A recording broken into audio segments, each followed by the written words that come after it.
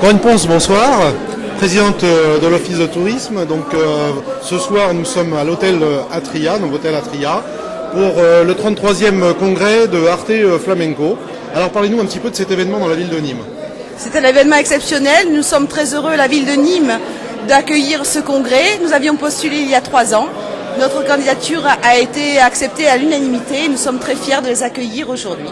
Alors quelles sont les principales personnalités du flamenco que les gens vont pouvoir découvrir ici à Nîmes donc, pendant ces 4 jours, c'est cela?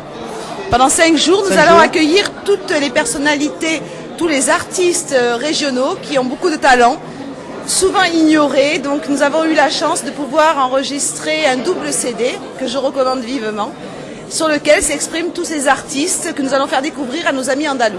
Alors il y a Pepe Linares bien sûr pour la ville de Nîmes qui est un résident on va dire, et on peut citer quelques autres artistes. Pepe Linares a été le directeur artistique donc de ce congrès. C'est grâce à lui, je peux dire qu'à l'origine, nous accueillons ce congrès puisqu'il nous avait sollicité en ce sens et qu'on avait trouvé l'idée excellente. Nous avons de grands artistes régionaux. Je ne veux pas en citer parce qu'ils sont quand même nombreux et je ne voudrais pas en oublier. Mais on peut tout à fait revenir à l'hôtel Atria pendant 5 jours pour voir les programmes et avoir tous les noms qui sont inscrits, ainsi que sur le double CD qui est mis à la vente au prix de 20 €. Voilà, alors donc il y a des spectacles tous les soirs, je crois vers 22 h à l'hôtel Atria. Il y a également des présentations de CD qui doivent se faire vers 16h45, à peu près 16h30, 16h45, également à l'hôtel Atria.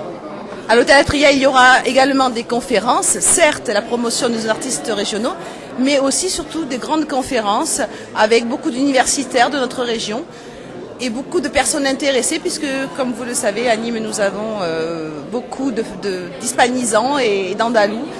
Et les fêtes à Nîmes, vous le savez aussi, sont sous le signe de l'Espagne. Alors justement, Arte Flamenco, c'est bien sûr sur le flamenco et c'est principalement avec l'Espagne finalement. Est-ce qu'il y a d'autres pays intéressés par le flamenco?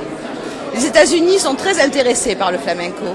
Les autres pays, certainement qu'il doit y avoir des minorités qui commencent à s'intéresser à le flamenco qui est quand même d'une culture qui n'est pas connue du grand public. Mais c'est vrai qu'un grand pays comme les États-Unis est très intéressé par le flamenco. D'accord. Les congressistes, eux, viennent de partout dans le monde? Les congressistes viennent essentiellement d'Espagne et de France pour l'instant, mais on espère que l'âme flamenca va vivre d'une façon universelle.